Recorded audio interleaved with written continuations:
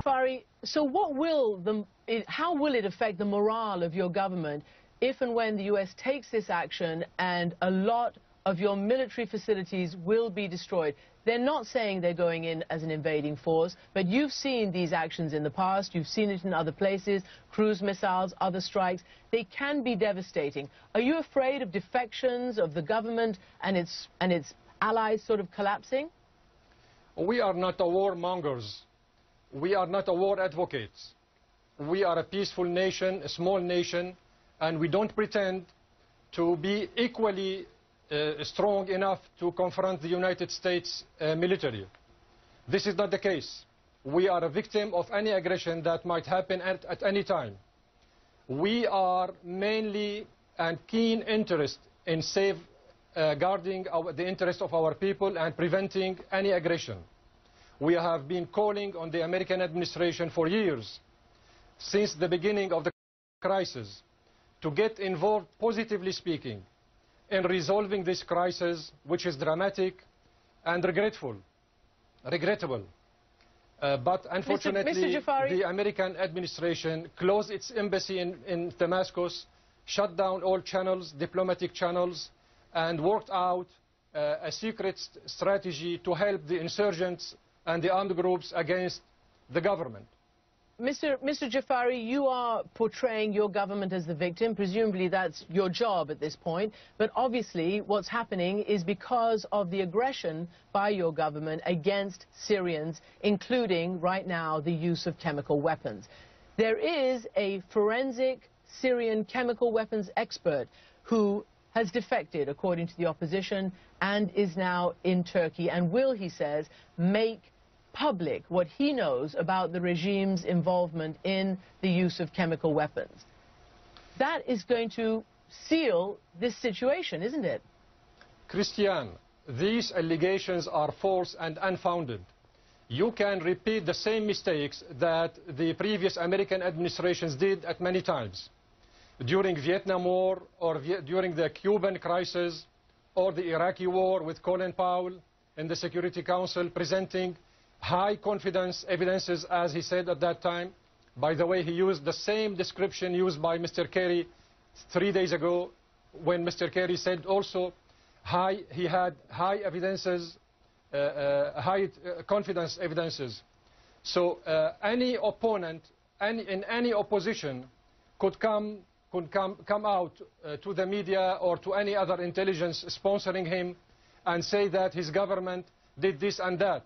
You may remember what Mr. al-Shalabi, the Iraqi guy, did before the invasion of Iraq, when he pushed the American intelligence towards the hypothesis of Iraq having chemical weapons also, and weapons of mass destruction. Jafari? Then Mr. everybody Jafari? apologized later on, including Mr. Colin Powell, for this allegation.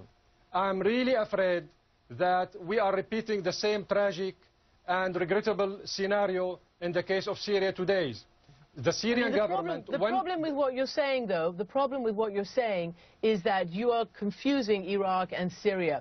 Syria does have chemical weapons, and many doctors and independent investigators, as well as national intelligence, have concluded that those weapons have been used and have been used by the Syrian government. And this is not the first time on August 21st. There's been many occasions, and there have been many tests of victims of biomedical tests, you know, hair and blood and urine samples, which have proven it. Are you saying that there are no chemical weapons in Syria, or are you just saying that you didn't do it? Thank you very much for asking these very important questions. Number one, the Syrian government did not say that the sarin gas was not used in Khan al-Assad. Actually, we were the first to say that in March the 20th, which means 1 day after the attack by chemical substances on Khan al-Assad. And we insisted in our request to the Secretary General on two things. A, to prove that the chemical weapons were used. B, who did it. The American delegation, the French and the British at that time, objected to B. They just wanted to focus on whether the chemical weapons were used or not. So we were highly interested from the beginning in shedding lights on the use of chemical weapons by the armed groups in Khan al-Assad. This is number one. Number two, we are not saying that chemical weapons were used, chemical weapons in its conventional definition as one type of the weapons of mass destruction. What Mr. Kerry said 2 days ago about the signatures of sarin found in the results he referred to is not a big discovery, because the Syrian government said it 5 months ago. We said from the beginning that the sarin gas, neurotoxic gas, were used in Khan al-Assad. And nobody cared about it at the time, because all of them knew who did it. And the British intelligence, as you may remember, sneaked illegally inside Syria, took samples from Khan al-Assad, analyzed the samples, and came out with the result, which is that the armed groups used the chemical weapons in Khan al-Assad.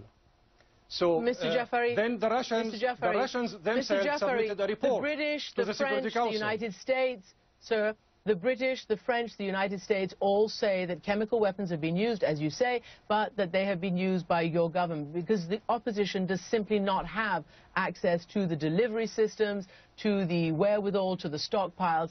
And it kind of beggars belief, sir, and this is unfortunately a historical precedent, to think that people are gassing themselves. So this is a major problem with your argument. And it does sound right now that the Syrian government is pretty afraid. All of a sudden, all of you are out giving interviews, the president, Assad, to the Figaro, you are talking to me, others are talking to other journalists.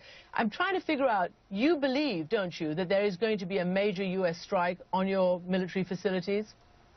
Christiane, the reports emanating from USA, France and Britain are not and could not be taken seriously, and they are not credible, because these three governments are deeply involved in the Syrian crisis, in helping the armed groups against the government. So the Russians themselves submitted a report. Sir, give me some time, please, to clarify my point.